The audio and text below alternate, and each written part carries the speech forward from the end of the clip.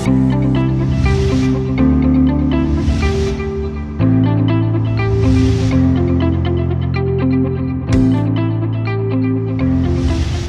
خوای بەخشەندە و میهرەبان، خوێندکاران و قوتابیانی هێژا، بینەران و بیسەرانی خۆشەویست، سڵام عەلەیکم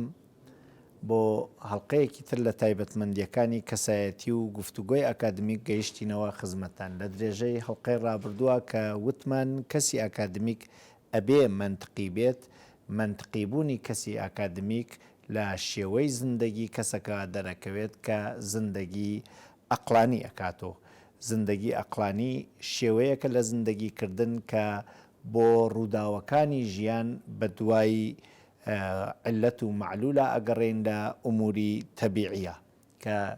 ئەگەر ئەو علەت و معلولمانە نەدۆزیوە هەوڵەدەین بۆ دۆزینەوەی لە ڕێگەی علومی تەجروبیوە. کەسی ئاکادمیک لە دەرسی فیزیا، کیمیا، بایۆلۆژی زۆر لەم بوارەوە خۆی ماندوو ئەکات تا بزانێت هۆی نەخۆشینەکان، هۆی ڕووداوەکانی تەبیعات چین و ئەگەر توانی بیدۆزێتەوە، ئەگەر نەیتوانی وەکو خاڵێکی بێوچان بە ڕێگەیەکە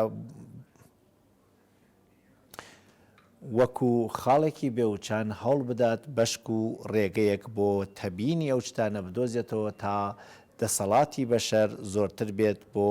پێشبینی، بۆ کۆنتترۆل و بۆ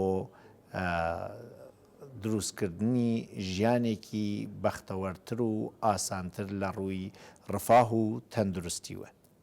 و ئەگەر نەیتوانیەوە بدۆزێتەوە خۆی ناخاتە بەردەمی خورافات و درۆ و دەلەسە و فڕوفێڵ و ئەمە پێیەژن ئەقلانی زندگیکردن. ئەقلانی زندگیکردن لە دوو بوارە ڕوئەدات، لە بواری نەزەرە وەکو فەلسەفە و لە بواری عەمەڵە وەکو ژیانی پراکتیکی ڕۆژانە. کەسی ئەقلانی لە بواری نەزەرە هەوڵەدات لە ناوی بیرەکان و باوەڕەکانیا بیری دژیەک نەبێت کە بیرەکان ئەگەر دژی یەک بوون کەسەکە لە ناوی خۆیان تووشی نائارامیە بێت، کە بیرەکان دژی یەک نەبن ئەبێت کەسەکە هەوڵ بدات ژیانی خۆی لە بینی ریاضیات و احتمالاتە یا بیرکاری و احتمالاتە تەطبیق بکات. زۆر کار شتەکان بەڕوونی بیرکاری نیەن و تووشی ئەوە ئەبین کە لە احتمالات بۆ ژیانمان کەڵکوەر بگرین و ئەو شتەی کە زۆرترین احتمالی هە بینەنە جێگەی ئەو بیرەکە کەمترین احتمالیە و ئەمە کارێکی ئەقلانیە. منطق بەرئەساسی قیاس کاریە کرد، بەڵام علومی تەجروبی زۆرتر بەرئەساسی استقرا ئیشەکات و ئەبێت علومی تەجروبی لە کاری ئینسانی ئەقلانیە علمێکی باوەڕ پێکراو بێت بە نسبەتی ئەوەی کە ئەمڕۆ ئەو شتانە زانیویەتی باوەڕ پێکراون و ڕەنگە و احتمالە بەیانی چتی تازەی دەستکەوێت کە ئەم شتانەی ئەمڕۆ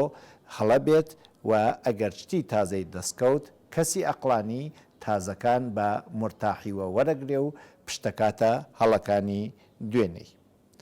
قاعدەیەکی تر ئەوەیە کە ئەگەر تا ئەمڕۆ هەوڵ و تێکۆشانێک بۆ ڕۆشنکردنەوەی شتەکەی ڕوون کردوێتەوە و هەوڵ و تێکۆشانی بەیانی ڕووناکیەکی زۆرتر لە ئەو ڕووناکی ئەمڕۆ خاتە بەرچاو، هیچ پێداگر و متحەجر و متعسب نەوین کە لەم شتی تازە دەست بەردەین و لەم شتی کۆنە دەست بەردەین و بچینە بەردەمی ئەو شتی تازە. ئەقلانیەت کە تێتە زندگی پراکتیکی کەسایەتیەکەوە ئەبێت لە حەوزەی ئیداریە بە جێگەی دۆستایەتی و خزمایەتی شایستە سالاری و تەوانمەندی کەسەکە بۆ ئەرکەکان بەرچاو بکرێت. لە حەوزەی تەندروستی و سەلامەتە دەرمانە تازەکان بە مرتاحیوە ئەنێنە جێگەی دەرمانە کۆنەکان. لە حەوزەی ئەخلاقە جیاتی عورفی گەڕەک و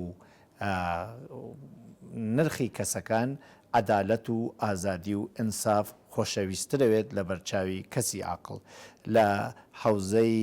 اقتصادا ئەبێت بە شێوەی ئەقلانی ڕێگەیەک هەڵبژێرین سوود بگەێنینە حەد یەکسەر و زەرەر بگەێنینە کەمترین بەش و ڕێگەکان ئاسانتر خێراتر و هەرزانتر بکەین. کەوابوو کەسی ئاکادمیک وەکو خاڵێکی تایبەتمەند پشتگر و پێداچووی ڕێگەی ئەقلانیە کە ڕێگەیەکە بۆ چالاکی بە دوای وڵامی ئەلمی و دروست و لە بینی تەبینەکانە باشترین تەبین هەڵەبژێرێ تا لە ڕێگەی ژیانیا تووشی بیرە دژیەکەکان نەبێت و هەر ڕۆژ هەنگاوی لەسەر ڕێگەیەکی دروستتر و ڕاستتر بێ و ئەگەر ئەمە بێتە هۆی ئەوە پشت بکاتە وڵامەکانی دوێکە و پاشگەز بکات لە قسەکانی پێرەکەی هیچ سەختی و ئازاری بۆ دروست نەکات. تا کاتێکی تر بەخواتان ئەسپێرم.